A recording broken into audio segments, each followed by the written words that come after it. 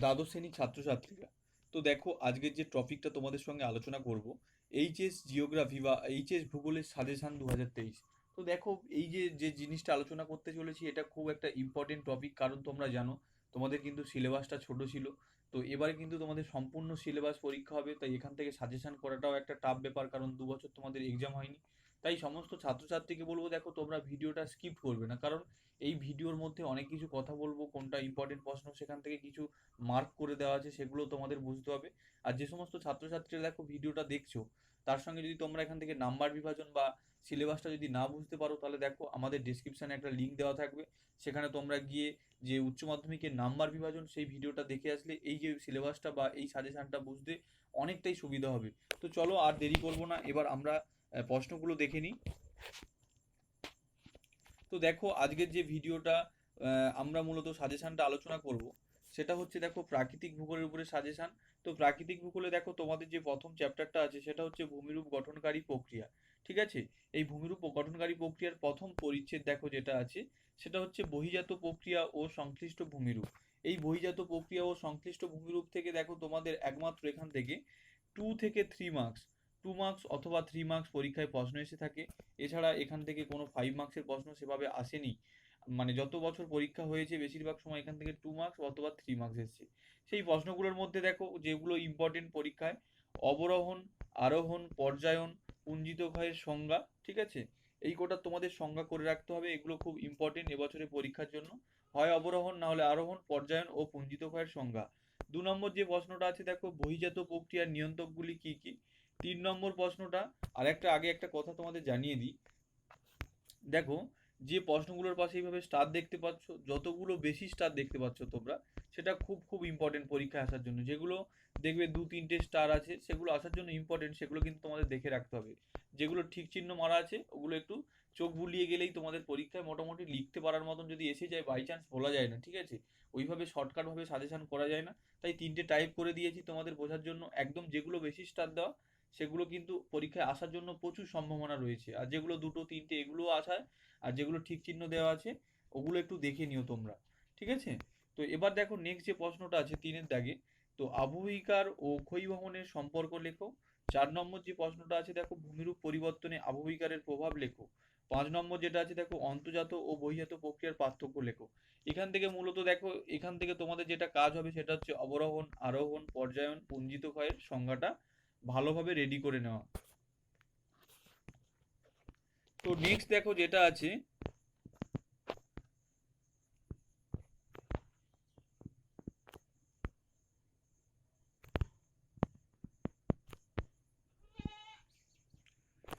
Next দেখো যেটা আছে সেটা হচ্ছে ভৌমজলের কাজ ও সংশ্লিষ্ট ভূমিরূপ। দ্বিতীয় যে পরিচ্ছেদটা আছে ভৌমজলের কাজ ও সংশ্লিষ্ট ভূমিরূপ, এখান থেকে দেখো 2 মার্কস বা 3 মার্কসের প্রশ্ন আসে, তার সঙ্গে সঙ্গে 5 মার্কসেরও প্রশ্ন আসে, সেগুলো আমরাও দেখে নেব। দেখো প্রথম যে প্রশ্নটা আছে এটা কিন্তু ইম্পর্টেন্ট প্রশ্ন পরীক্ষায় আসার জন্য। অ্যাকুইফার ও অ্যাকুইক্লুডের মধ্যে পার্থক্য লেখা, এটা একটা ইম্পর্টেন্ট প্রশ্ন। 2 নম্বর যে প্রশ্নটা আছে দেখো ভৌমজলের উৎসগুলি কি কি। 3 নম্বর যেটা আছে চুনাপাথর অর্জিত অঞ্চলে অন্ধ উপত্যকা কিভাবে গঠিত হয় ব্যাখ্যা করো। এটাও অবশ্যই তোমরা প্রশ্নটা দেখে নিও। 4-এর দাগে যে প্রশ্নটা আছে দেখো এটাও একটা ইম্পর্টেন্ট প্রশ্ন। পৃথিবী ও ভারতের প্রধান কাস্ট অঞ্চলগুলির নাম লেখো। 2 মার্কসের মতন। মানে পৃথিবীর, মানে এই প্রশ্নটা এইভাবেই ভাগ করা আছে, পরীক্ষায় কিন্তু তোমাদের পার্টিকুলার একটাই টপিক থেকে আসবে। যেমন দেখো পৃথিবীর প্রধান কাস্ট অঞ্চলগুলির নাম লেখো, নথবা দেখো ভারতের প্রধান কাস্ট অঞ্চলগুলির নাম লেখো। বুঝলে? এবার দেখো নেক্সট যেটা প্রশ্নটা আছে সেটা হচ্ছে 5-এর দাগে, যে মুক্ত ও বদ্ধ অ্যাপয়িকার, ভাদো স্তর ও ফিয়েটিক স্তরের মধ্যে পার্থক্য। এটা অবশ্যই একটু চোখ বুলিয়ে নিও তোমরা। তারপরে দেখো যেটা আছে প্যাচার্ট অ্যাকুইফার, গিজার, ডাইক প্রশোভন, কাস্ট ভূমিরূপের প্রভাব। এই কটা প্রশ্ন তোমরা অবশ্যই দেখে নিও, এগুলো খুব খুব ইম্পর্টেন্ট। সংজ্ঞা টাইপ, শুধু সংজ্ঞা, বৈশিষ্ট্য, উদাহরণ, এইভাবে তোমরা তার সঙ্গে যদি পারো চিত্রটাও সুন্দরভাবে তোমরা করে নিও। এখান দেখো এই কাস্ট ভূমিরূপের প্রভাব, এটা এবছরের পরীক্ষার জন্য ইম্পর্টেন্ট। এবার দেখো এখান থেকে যে 4 বা 5 মার্কসগুলো করতে হবে, এখান থেকে মূলত দেখো যে 4-5 মার্কসগুলো করতে হবে সেগুলো খুব ইম্পর্টেন্ট। দেখো এখানে যেটা আছে প্রথম যে 1 নম্বর যে 5 মার্কস আছে বা 4 মার্কস, এটা খুব ইম্পর্টেন্ট, এটার পাশে তোমরা স্টার দিয়ে রাখো। ভৌমজলের নিয়ন্ত্রকগুলি কি কি, মোস্ট মোস্ট ইম্পর্টেন্ট প্রশ্ন। তারপরে 2 দেখো মানব জীবনে ভৌমজলের গুরুত্ব লেখা, এটা একটু দেখে নিও, বলা যায় না বাই চান্স এসে যেতে পারে। 3 দাগে দেখো যে প্রশ্নটা আছে, প্রসবনের শ্রেণীবিভাগ করো চিত্রসহ, এটাও একটা ইম্পর্টেন্ট প্রশ্ন এবছর পরীক্ষার জন্য, তোমরা দেখে নিও। 4 দাগে দেখো যে প্রশ্নটা আছে, কাস্ট অঞ্চলে সিঙ্কহোল, ফলজি, পাতন প্রস্তর কিভাবে গঠিত হয় ব্যাখ্যা করো, ভেরি ভেরি ইম্পর্টেন্ট প্রশ্ন। আর দেখো 5 নম্বরে যেটা আছে, স্টেলাকটাইট স্টেলাগমাইটের মধ্যে পার্থক্য। 6 নম্বরে দেখো যে প্রশ্নটা আছে, এটা কিন্তু 4 প্রশ্নটা একই প্রশ্ন, 6 প্রশ্ন আর 4 প্রশ্ন হচ্ছে একই প্রশ্ন, শুধু এখান থেকে এই ভূমিরূপগুলো তুলে দিয়েছে। এখান থেকে তো 6 নম্বর যে প্রশ্নটা, কাস্ট অঞ্চলে ক্ষয়জাত ও সঞ্চয়জাত ভূমিরূপ সম্পর্কে লেখো চিত্রসহ। তো এরকম ভাবে প্রশ্নটা আসতে পারে, অথবা দেখো কাস্ট অঞ্চলে ক্ষয়জাত ভূমিরূপ সম্পর্কে আলোচনা করো, এভাবে প্রশ্ন আসতে পারে, বা কাস্ট অঞ্চলে সঞ্চয়জাত ভূমিরূপ সম্পর্কে আলোচনা করো, বা কাস্ট অঞ্চলে এরকম কয়েকটা ভূমিরূপের নাম দিয়ে দিল, সেই ভূমিরূপগুলোও কিন্তু পরীক্ষায় আসতে পারে। তো চলো এবার আমরা পরের অধ্যায়টা দেখে নিই। পরের দেখো পরিচ্ছেদটা আছে, সেটা হচ্ছে দেখো, এটা আমাদের কিন্তু একই ভূমিরূপ গঠনকারী প্রক্রিয়ার তৃতীয় পরিচ্ছেদ। তৃতীয় পরিচ্ছেদ তোমরা সিলেবাসটা না দেখলে কিছু বুঝতে পারবে না, তোমরা বলবো ডিসক্রিপশনে লিঙ্কটা আছে, আবারও বলছি তোমরা সিলেবাসের নাম্বার বিভাজনটা দেখে নাও, তাহলে কিন্তু এই সিলেবাসটা পুরো নাম্বার বিভাজন ধরেই করানো আছে, কেমন? এবার দেখো তৃতীয় পরিচ্ছেদ যেটা আছে সেটা হচ্ছে সামুদ্রিক প্রক্রিয়া ও সংশ্লিষ্ট ভূমিরূপ। এখান থেকে দেখো যে 2 মার্কস বা 3 মার্কসগুলো তোমাদের পড়তে হবে। তার মধ্যে মোস্ট ইম্পর্টেন্ট এবছর পরীক্ষার জন্য দেখো, সেটা হচ্ছে রিয়া উপকূল কাকে বলে, ফিয়ড উপকূলের মধ্যে পার্থক্য। মানে এই যে জিনিসটা দেখো, রিয়া উপকূল সংজ্ঞা মতন করে পড়তে হবে, আর ফিয়ড উপকূল কাকে বলে এই দুটো সংজ্ঞা টাইপ করে পড়ে নিও তোমরা। তার সঙ্গে সঙ্গে যেটা করতে হবে, রিয়া উপকূল আর ফিয়ড উপকূলের মধ্যে পার্থক্য ভেরি ভেরি ইম্পর্টেন্ট 2023 সালে এক্সামের জন্য, অবশ্যই এটা তোমরা নোটটাকে স্টার যতগুলো পারবে দিয়ে রাখবে, তার সঙ্গে তোমরা এই প্রশ্নটা বানিয়েও নেবে। আর যদি না বানাতে পারো, এখান থেকে যে প্রশ্নগুলো আলোচনা করছি সেগুলো তোমরা নিচে কমেন্ট করো, অবশ্যই তোমাদের আমি বললাম যে এই প্রশ্নগুলো তোমাদের আমি বানিয়ে দেবো। 2 দাগে দেখো যে প্রশ্নটা আছে, টম্বেলো, ফেজ, অ্যাটোল, স্ট্যাম এর সংজ্ঞা দাও, এটাও ভেরি ভেরি ইম্পর্টেন্ট। এই টম্বেলো, ফেজ, অ্যাটোল, স্ট্যাম এগুলো দেখো মূলত 5 মার্কসের প্রশ্নের সঙ্গে তোমাদের 2 মার্কসের মতন করে এসে থাকে। তো ভেরি ভেরি ইম্পর্টেন্ট, তোমাদের লং প্রশ্ন 5 মার্কস, তার সঙ্গে অ্যাড হয়ে 2 মার্কস এসে যায়। 3 নম্বর দেখো যে প্রশ্নটা আছে, তরঙ্গ কর্তৃত মঞ্চ কি, এও মোস্ট ইম্পর্টেন্ট প্রশ্ন। 4 দাগে দেখো গঠনকারী ও বিনাশকারী তরঙ্গ এর পার্থক্য লেখো। 5 দাগে দেখো উপকূল রেখা ও তটভূমির পার্থক্য, এটা একটু দেখে নিও। আর 6 দাগে দেখো সোয়াশ ও ব্যাকওয়াশের ধারণা দাও, বা এটা থেকে পার্থক্যর মতন করেও তোমরা দেখতে পারো, কারণ বলা যায় না পরীক্ষায় এবছর তোমাদের সম্পূর্ণ সিলেবাস হবে, কোনটা আসবে কেউ বলতে পারে না, এটাও তোমরা একটু হালকা করে দেখে রাখবে।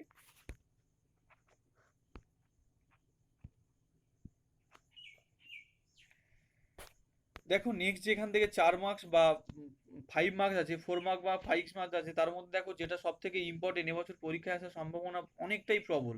দেখো বিভিন্ন প্রকার প্রবাল প্রাচীরের উৎপত্তি ও বৈশিষ্ট্য উপযুক্ত চিত্রসহ সংক্ষেপে লেখো, মোস্ট 5 মার্কসের জন্য ইম্পর্টেন্ট, এটার পাশে তোমরা স্টার দিয়ে রাখো। 2 নম্বর যে প্রশ্নটা আছে দেখো, সমুদ্র তরঙ্গের ক্ষয়কার্যের ফলে সৃষ্ট যে কোনো 4টি ভূমিরূপ চিত্রসহ বর্ণনা করো। 3 দাগে যে প্রশ্নটা আছে দেখো, তরঙ্গ কর্তৃত মঞ্চ, স্বাভাবিক খিলান, ব্লো হোল কিভাবে সৃষ্টি হয় চিত্রসহ ব্যাখ্যা করো। 4 দাগে যেটা আছে দেখো, বিভিন্ন প্রকার বাঁধের চিত্রসহ বিবরণ দাও। তার মধ্যে সব থেকে বলবো প্রথম যে প্রশ্নটা বললাম, এটা মোস্ট ইম্পর্টেন্ট এই চ্যাপ্টার থেকে। নেক্সট দেখো যে অধ্যায়টা আছে 2 দাগে, 2 দ্বিতীয় অধ্যায় হচ্ছে দেখো ক্ষয়চক্র। এই ক্ষয়চক্র থেকে 2 মার্কস বা 3 মার্কসের প্রশ্নগুলো দেখে নিই। দেখো প্রথম যে প্রশ্নটা আছে দেখো, স্থিতিশীল পুনর্যৌবন কাকে বলে। 2 নম্বর দেখো, নদীগ্রাস, নিকবিন্দু, নদী মঞ্চ, মোস্ট ইম্পর্টেন্ট। নদীর ক্ষয়চক্রের ব্যাঘাত কাকে বলে, এই তিনটে সংজ্ঞা মতন করে দেখে নিও। এই নদীর ক্ষয়চক্রের ব্যাঘাত আর নদী মঞ্চ, এই দুটোর মধ্যে কিন্তু পরীক্ষায় প্রশ্ন আসার অনেকটাই প্রবণতা আছে, তো তোমরা এই দুটো প্রশ্ন খুব সুন্দরভাবে রেডি করে নিও। 3 দাগে দেখো যে প্রশ্নটা আছে, স্বাভাবিক ক্ষয়চক্র ও মরু ক্ষয়চক্রের মধ্যে পার্থক্য, এটা একটু দেখে রাখবে, তোমরা চোখ বুলিয়ে রাখবে। 4 নম্বর যে প্রশ্নটা দেখো, সমপ্রায় ভূমি ও পাদ সমভূমির মধ্যে পার্থক্য। 5 নম্বর দেখো, মরু ক্ষয়চক্রের আদর্শ অবস্থা কি, মোস্ট ইম্পর্টেন্ট প্রশ্ন পরীক্ষায় আসার জন্য। এবার দেখো এখান থেকে এই চ্যাপ্টার থেকে ক্ষয়চক্র থেকে যে সমস্ত 4 মার্কস বা 5 মার্কস আছে সেগুলো এবার দেখে নাও। এখান থেকে লং প্রশ্ন দেখো এবছরের জন্য ইম্পর্টেন্ট, খুব ইম্পর্টেন্ট পরীক্ষায়, উইলিয়াম মরিস ডেভিস বর্ণিত ক্ষয়চক্রের বিভিন্ন পর্যায়গুলি উপযুক্ত চিত্রসহ বর্ণনা করো।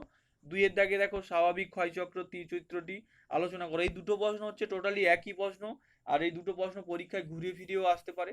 তো ভেরি ভেরি ইম্পর্টেন্ট 2023 সালে পরীক্ষার জন্য, এটার পাশে অবশ্যই তোমরা স্টার দিতে পারো। 3 নম্বর যে প্রশ্নটা আছে দেখো, শুষ্কতার ক্ষয়চক্র সম্পর্কে এলসি কিং এর ধারণা আলোচনা করো। 4 নম্বর যে প্রশ্নটা আছে দেখো, নদীর স্বাভাবিক ক্ষয়চক্র যৌবন পর্যায়ে কি কি ভূমিরূপ গড়ে তোলে ব্যাখ্যা করো।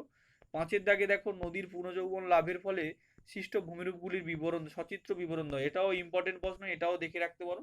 তাহলে এই চ্যাপ্টার থেকে আমরা মোটামুটি 3টে, এই স্বাভাবিক ক্ষয়চক্রটা আর তার সঙ্গে থাকছে নদীর পুনর্যৌবন লাভের ফলে সৃষ্ট ভূমিরূপগুলির সচিত্র ভূমিরূপ, এই দুটো প্রশ্ন করলে আশা করছি এখান থেকে কমন আসবেই। এবারে দেখো নেক্সট যে অধ্যায়টা আছে আমাদের 3য় অধ্যায়, সেটা হচ্ছে কি জল নির্গম প্রণালী। দেখো এই জল নির্গম প্রণালী থেকে যে সমস্ত 2 মার্কস বা 3 মার্কস পরীক্ষার জন্য ইম্পর্টেন্ট সেগুলো এবারে দেখে নিই। তো দেখো এখানে যে প্রথম প্রশ্নটা আছে সেটা হচ্ছে অধ্যারোপিত নদীর সংজ্ঞা দাও, এটা দেখে রাখবে, ইম্পর্টেন্ট প্রশ্ন। দ্বিতীয় দেখো, নদী নকশা গঠনের প্রধান ভূগাঠনিক নিয়ন্ত্রকগুলি কি কি, এটাও ইম্পর্টেন্ট প্রশ্ন। 3 নম্বর যে প্রশ্নটা আছে দেখো, হেরিংবোন নদী নকশা কি। 4-এর দাগে দেখো, কেন্দ্র বিমুখ জলনির্গম প্রণালীর সংজ্ঞা দাও, এটার পাশে স্টার দিয়ে রাখবে, এটা পরীক্ষায় আসার জন্য ইম্পর্টেন্ট প্রশ্ন। তারপরে 5-এর দাগে দেখো, সমান্তরাল নদী নকশা কিভাবে গঠিত হয়। কারণ এখান থেকে দেখো প্রত্যেকটা প্রশ্ন কিন্তু আমি কিন্তু ঠিক চিহ্ন দিয়েছি, নয় স্টার দিয়েছি, কারণ এই জন্য তোমাদের এখান থেকে এই কোটার বাইরে আশা করছি 2 মার্কস আসবে না, কিন্তু এই কোটা তোমাকে সব কোটাই করতে হবে, ঠিক আছে, জলনির্গম প্রণালী থেকে।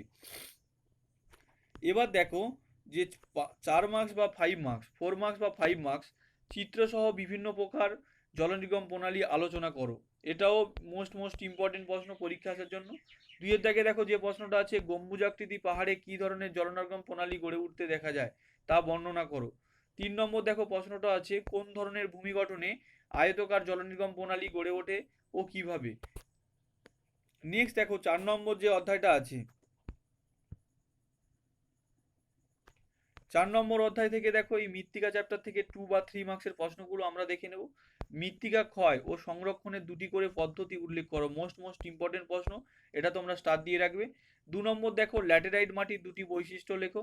3-এর দাগে দেখো, চারনোজেন, এরিডিসল, এন্টিসল, মলিসল মাটির 2টি বৈশিষ্ট্য লেখো। এর মধ্যে দেখো এন্টিসল ও মলিসল, এদের মধ্যে পার্থক্য অথবা এদের একটি করে বৈশিষ্ট্য বা 2টি করে বৈশিষ্ট্য পরীক্ষা আসার জন্য খুবই গুরুত্বপূর্ণ, অবশ্যই স্টার দিয়ে রাখবে।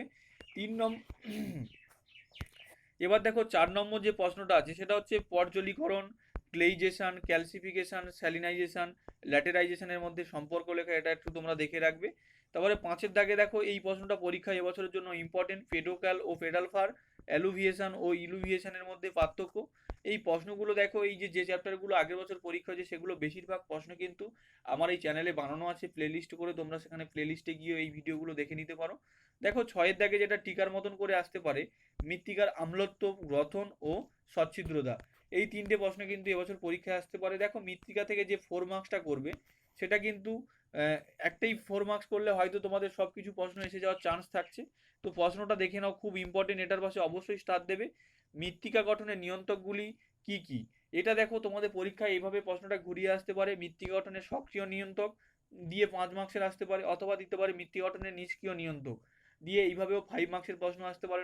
নচেত দেখো তোমাদের এরকম পরীক্ষায় প্রশ্ন আসতে পারে, মৃত্তিকা গঠনের নিয়ন্ত্রকগুলির মধ্যে আদিশিলা ও জলবায়ুর ভূমিকা লেখো, বা এর মধ্যে একটাই আসতে পারে জীবজগতের ভূমিকা লিখতে পারো। তো এইটাও খুব ইম্পর্টেন্ট প্রশ্ন এবছরের পরীক্ষার জন্য। নেক্সট দেখো 2-এর দাগে যে প্রশ্নটা আছে, একটি আদর্শ মৃত্তিকার পরিলেখ বর্ণনা করো। 3-এর দাগে যে প্রশ্নটা আছে দেখো, মৃত্তিকা ক্ষয়ের কারণগুলি লেখো, এটা একটু দেখে রাখবে ভালো করে, এটাও ইম্পর্টেন্ট আছে এবছর পরীক্ষার জন্য। তো চলো নেক্সট যে চ্যাপ্টারটা আছে দেখে নিই। এবার দেখো তোমাদের যে নেক্সট যে চ্যাপ্টারটা আছে 5ম অধ্যায়, বায়ুমণ্ডল। এই বায়ুমণ্ডল বা বায়ুমণ্ডলের মধ্যে দেখো প্রথম যেটা পরিচ্ছেদ আছে সেটা হচ্ছে বায়ুমণ্ডলীয় গোলযোগ। এই বায়ুমণ্ডলীয় গোলযোগ থেকে দেখো 2 বা কি 3 মার্কস পড়বো। তো 2 বা 3 মার্কসের মধ্যে দেখো প্রথম যে প্রশ্নটা আছে সেটা ভেরি ইম্পর্টেন্ট প্রশ্ন পরীক্ষা আসার জন্য 2023 সালে, ঘূর্ণবাত ও প্রতিভ ঘূর্ণবাতের মধ্যে পার্থক্য। 2-এর দাগে দেখো, ঘূর্ণবাতের চক্ষু কাকে বলে, এটাও ইম্পর্টেন্ট প্রশ্ন পরীক্ষায় 1 মার্কসের মতন। 3-এর দাগে দেখো, যেসব ঘূর্ণিঝড়গুলো আছে সেগুলো একটু দেখে রাখবে, কে নামকরণ করেছে বা কোথা থেকে নামকরণ করা হয়েছে, বা এটা কোন দেশের ঘূর্ণিঝড়, এটা কিন্তু 1 মার্কসের জন্য very important. Typhoon, cyclone, tornado, hurricane, অ্যাগ্লুডেড সীমান্ত, উষ্ণ শীতল সীমান্ত, মোস্ট ইম্পর্টেন্ট। 4-এর দাগে দেখো, ওয়াকার সার্কুলেশন, এল নিনো, লা লিনা, এটা টিকা বা পার্থক্য মতন করে দেখে নিও যে এল নিনো ও লা লিনার মধ্যে পার্থক্য, এইভাবেও তোমরা প্রশ্নটা দেখে রাখতে পারো। এখান থেকে দেখো যে 4 বা 5 মার্কস আছে, তার মধ্যে দেখো তোমাদের যেটা করতে হবে, এটা কিন্তু ইম্পর্টেন্ট প্রশ্ন, ক্রান্তীয় ও নাতিশীতোষ্ণ ঘূর্ণবাতের মধ্যে পার্থক্য। 2 এর দাগে দেখো যে প্রশ্নটা আছে ত্রিকোষ মডেলটি ব্যাখ্যা করো। 3 নম্বর যেটা আছে দেখো জেট স্ট্রিম কি, এর বৈশিষ্ট্য ও জীবনচক্র। 4 এর দাগে দেখো ভারতের জলবায়ুতে এল নিনো ও মৌসুমী বায়ুর প্রভাব লেখো। আর যেটা ইম্পর্টেন্ট প্রশ্ন সেটা দেখো, এটার পাশে তোমরা অবশ্যই স্টার দিয়ে রাখবে, মৌসুমী বায়ুর ওপর জেট বায়ুর প্রভাব। ভেরি ভেরি ইম্পর্টেন্ট প্রশ্ন। এবার দেখো এই বায়ুমণ্ডল চ্যাপ্টারের যে দ্বিতীয় পরিচ্ছেদ আছে জলবায়ুর পরিবর্তন, এই জলবায়ুর পরিবর্তন থেকে দেখো 2 বা 3 মার্কসের যে প্রশ্নগুলো আছে সেগুলো একটু দেখে নিই। দেখো ভূমধ্যসাগরীয় জলবায়ুর দুটি বৈশিষ্ট্য উল্লেখ করো। 2 এর দাগে যে প্রশ্নটা আছে দেখো মৌসুমী বৃষ্টিপাতের প্রভাব কি। 3 এর দাগে প্রশ্নটা একটু ইম্পর্টেন্ট, এটার পাশে স্টার দিয়ে রাখবে, ভারতে মৌসুমী বায়ুর ওপর এক এল নিনোর প্রভাব বর্ণনা করো, মোস্ট মোস্ট ইম্পর্টেন্ট। তারপরে 4 এর দাগে দেখো বিশ্ব উষ্ণায়ন ও ওজোন গহ্বর কি, এটাও ইম্পর্টেন্ট প্রশ্ন, এটা পরীক্ষায় আসার জন্য। তো তারপরে 5 এর দাগে দেখো টিকার মতন করে তোমরা পড়ে নিও আলোকপ্রিয় উদ্ভিদ, ছায়াপ্রিয় উদ্ভিদ, জলজ উদ্ভিদ, মরু ও লবণাম্ব উদ্ভিদ। আর 6 এর দাগে দেখো ভূমধ্যসাগরীয় অঞ্চলে গ্রীষ্মকাল শুষ্ক ও শীতকাল আর্দ্র হয় কেন, এটা একটু দেখে রাখো তোমরা। আর এখান থেকে মূলত দেখা যে 4 মার্কস বা 5 মার্কসের প্রশ্নগুলো পরীক্ষায় আসার সম্ভাবনা রয়েছে, তো সেগুলো এবার আমরা একটু দেখে নিই। তো প্রথম দেখো 1 নম্বর যে প্রশ্ন আছে মোস্ট মোস্ট ইম্পর্টেন্ট, স্টারগুলো দেখে তোমরা বুঝতে পারছো, মৌসুমী ও ভূমধ্যসাগরীয় জলবায়ুর মধ্যে পার্থক্য আলোচনা করো। দ্বিতীয় যে প্রশ্নটা আছে দেখো এটাও ইম্পর্টেন্ট, ওজোন স্তরের ক্ষয়ের কারণ ও প্রভাব আলোচনা করো। 3 এর দাগে যে প্রশ্নটা আছে দেখো এটাও most most important, green house gas কি, এর প্রভাব আলোচনা করো। 4 এর দাগে দেখো যে প্রশ্নটা আছে লবণাম্ব উদ্ভিদের শারীরবৃত্তীয় অভিযোজন সম্পর্কে আলোচনা করো। লাস্ট যে প্রশ্নটা বলবো এই চ্যাপ্টার থেকে দেখো এটা মোস্ট মোস্ট ইম্পর্টেন্ট, এটার পাশে তোমরা যতগুলো পারবে স্টার দিয়ে রাখো, বিভিন্ন প্রকার মরু উদ্ভিদের বিবরণ দাও। এবছর পরীক্ষার জন্য অবশ্যই ইম্পর্টেন্ট, এটার পাশে স্টার দিয়ে রাখো। আর তোমাদের একটা কথা বলবো, দেখো যদি তোমাদের সাজেশনটা এখান থেকে তোমাদের ইম্পর্টেন্ট মনে হয় তাহলে বলবো তোমরা অবশ্যই কমেন্ট করো, আর তার সঙ্গে যে প্রশ্নগুলো বানাতে পারছো না আমাকে কমেন্ট করে জানাও, তাহলে আমি এখান থেকে বললাম তোমাদের সুন্দরভাবে সেই চ্যাপ্টার ওয়াইজ। কারণ তোমরা যারা আমাকে ফলো করছো তারা নিশ্চয়ই বুঝতে পারছো যে আগামী বছর আমি তোমাদের এইভাবে প্রশ্নের উত্তর করে দিয়েছি সুন্দরভাবে। তো অবশ্যই তোমরা কমেন্ট করতে থাকলে আমি সেই টপিকগুলো চিত্র সহকারে, যেখানে চিত্র দেওয়া যায় সেইভাবে তোমাদের সুন্দরভাবে 5 মার্কসের মতন করে কতটা পরিমাণ লিখতে হবে সেই রকমভাবে নোট বানিয়ে দেবো। এবার দেখো নেক্সট যে চ্যাপ্টারটা আছে সেটা হচ্ছে আমাদের লাস্ট চ্যাপ্টার। আর তার আগে বলবো দেখো সমস্ত ছাত্রছাত্রীকে যদি এই ভিডিওগুলো বা এই ইনফরমেশন বা এই সাজেশনটা যদি পছন্দ হয় তাহলে বলবো লাইক কমেন্ট বন্ধুদের শেয়ার করো। তো এবার দেখো জীব বৈচিত্র্য চ্যাপ্টার থেকে যে 2 মার্কস বা 3 মার্কসগুলো করতে হবে আমাদের। 1 এর দাগে দেখো জীব বৈচিত্র্য কি, গামা বৈচিত্র্য, আলফা বৈচিত্র্য, জীব বৈচিত্র্যের হটস্পট, ডেটা বুক, ইনস্টিটিউ ও এক্সটিটিউ সংরক্ষণ, এ দুটোর মধ্যে পার্থক্য, এইভাবে তোমরা পড়বে, ইনস্টিটিউ আর এক্সটিটিউর মধ্যে সংরক্ষণের সংজ্ঞা এবং পার্থক্য। তারপর দেখো 2 এর দাগে যে প্রশ্নটা আছে জীব বৈচিত্র্যের উপকেন্দ্র, বায়োস্ফিয়ার রিজার্ভ কাকে বলে, আর জীব বৈচিত্র্যের উষ্ণ কেন্দ্র, এটা মোস্ট মোস্ট ইম্পর্টেন্ট, জীব বৈচিত্র্যের উষ্ণ কেন্দ্র মোস্ট মোস্ট ইম্পর্টেন্ট। আর এখান থেকে দেখো যে 4 মার্কস বা 5 মার্কস করতে হবে, সেটা হচ্ছে জীব বৈচিত্র্য ধ্বংসের কারণ ও সংরক্ষণের উপায়, এইটা হচ্ছে ইম্পর্টেন্ট এবছরের জন্য। আর এখান থেকে 2 এর দাগে যেটা আছে দেখো জীব বৈচিত্র্যের উপকেন্দ্র ও উষ্ণ কেন্দ্রের মধ্যে পার্থক্য, এটা একটু তোমরা চোখ বুলিয়ে নিও। দেখো একদম শেষ পর্যায়ে যেটা বা শেষ অধ্যায় আমাদের 7ম অধ্যায়, সেটা হচ্ছে দেখো মানুষ ও পরিবেশের মিথস্ক্রিয়া। তো এইখান থেকে মানুষ ও পরিবেশের মিথস্ক্রিয়া বা দুর্যোগ বিপর্যয়ের মধ্যে যে সমস্ত প্রশ্নগুলো ইম্পর্টেন্ট, তার মধ্যে দেখো প্রথম প্রশ্নটা ভেরি ভেরি ইম্পর্টেন্ট, এটা অবশ্যই তোমরা মুখস্থ করে নিও, কারণ এই প্রশ্নটা পরীক্ষায় শিওর আসবে। দুর্যোগ ও বিপর্যয়ের মধ্যে পার্থক্য লেখো, 2 মার্কসের মতন মোস্ট মোস্ট ইম্পর্টেন্ট। এছাড়া বলবো এখান থেকে যে প্রশ্নগুলো তোমরা একটু দেখবে, বিপর্যয় পূর্ববর্তী অবস্থা কাকে বলে, প্রাকৃতিক দুর্যোগ ও মানুষসৃষ্ট দুর্যোগের মধ্যে পার্থক্য। 4 এর দাগে দেখো যে প্রশ্নটা আছে সেটা হচ্ছে প্রাকৃতিক দুর্যোগ কাকে বলে। এবার এখান থেকে দেখো যে 4 বা 5 মার্কসগুলো করবে, এখান থেকে 4 বা 5 মার্কসগুলো দেখো 1 এর দাগে যেটা আছে ভূমিকম্প প্রতিরোধের জন্য কি কি ব্যবস্থা নেওয়া যেতে পারে, এটাও ইম্পর্টেন্ট প্রশ্ন। এখানে দেখো 2 এর দাগে যেটা আছে ঘূর্ণিঝড় প্রতিরোধের কি কি ব্যবস্থা নেওয়া যায়। 3 নম্বর যে প্রশ্নটা আছে দেখো বিপর্যয় মোকাবিলা, ছাত্রছাত্রীদের ভূমিকা। এই হচ্ছে টোটাল তোমাদের প্রশ্ন আলোচনা করলাম। এর মধ্যে দেখো যেগুলো সব থেকে ইম্পর্টেন্ট সেগুলো আমি এখানে তোমাদের জানিয়ে দিলাম, সেই প্রশ্নগুলো শুধু করলেই তোমরা এখান থেকে প্রাকৃতিক ভূগোল থেকে তোমরা 35-এর মধ্যে মিনিমাম 30 নাম্বার অবশ্যই এখান থেকে কমন পাবে।